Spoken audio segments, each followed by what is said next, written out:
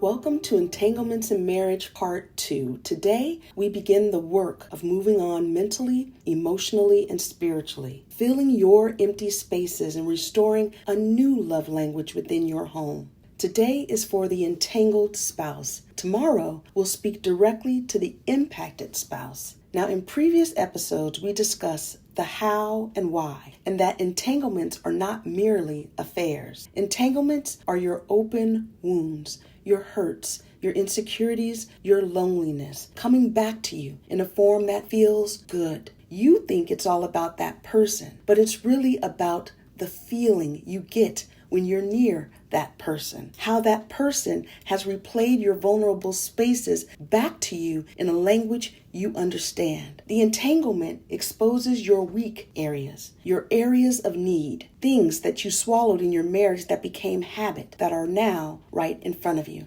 So healing begins by figuring out what feeling you're deriving from your entanglement. And I'm going to ask you to do 4 things today. First, sit with yourself for 15 minutes. No distractions, just you. Why? Because entanglements start in the mind and are fueled by intense neurochemical reward systems similar to addiction, dopamine, adrenaline, which cause arousal, fixation, and constant thoughts. Your entanglement is a relationship of the mind more than it is of the body or spirit. And it's time to bring some calm, process-oriented thinking back to your brain. We do this through mindfulness, which helps your brain reset and focus on what's happening in real time. Don't avoid thoughts or try to fix them right now. Don't run from them either. Just breathe through them. Focus on your body, your breath, sensations, sounds, and breathe to relaxation. Relax in it. Allow it to be. This begins to retrain your brain to feel discomfort without turning to external validation. This is how to teach your brain that feeling unwanted feelings is okay. It's safe. This is how you calm your emotional center and decrease the flow of neurochemicals that leave you with unhealthy mental patterns. So this is where we start. 15 minutes. Then after that, take a piece of paper and draw a line down the middle. Left side, everything you love about your entanglement. For example, I love her smile. It makes me feel seen, safe, playful, excited. Now stop.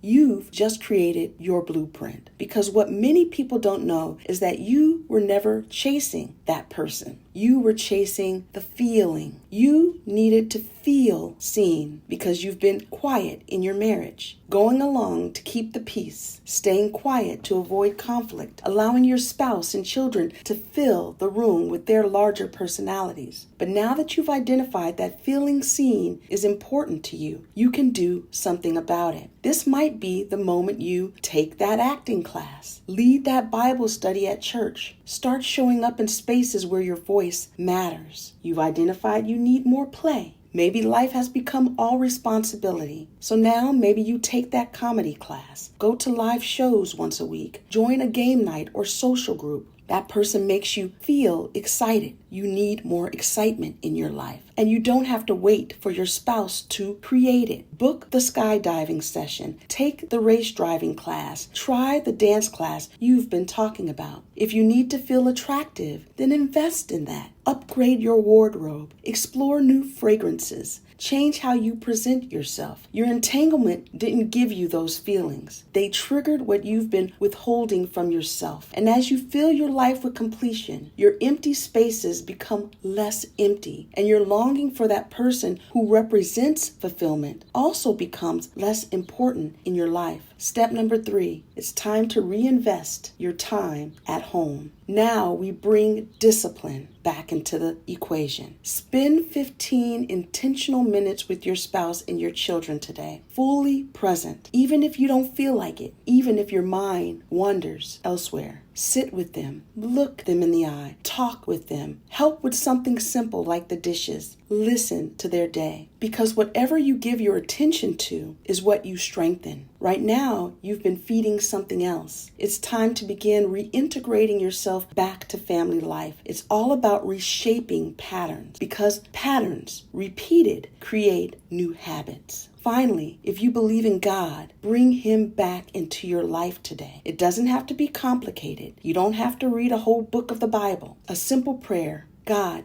give me strength today. Cover me in your will and protection. That simple prayer asserts in the spiritual realm which side you want to be on. Read a few lines of scripture. Change what you listen to in the car. Shift your environment. Shift what you watch on TV. You may feel like a hypocrite, but God is setting your realignment in motion. He is taking you step by step away from that source and bringing you back to Him. Stay consistent with making efforts each day and making yourself your daily project, and you will see the results. Less dependence on external validation, less consumed, less empty, more engaged at home. And it's the small efforts to heal yourself and lean back in at home that restore intimacy and affection. Now, tomorrow we talk to spouses about how to handle this type of situation. But today, this was for you. And this process won't be easy. You will feel every emotion of the grieving process: the longing, the sadness, the frustration, the withdrawal, the depression. But if you take it day by day, step by step, filling your own empty spaces, your mind will learn that it is safe to feel without escaping. And that is where your freedom and true happiness begins.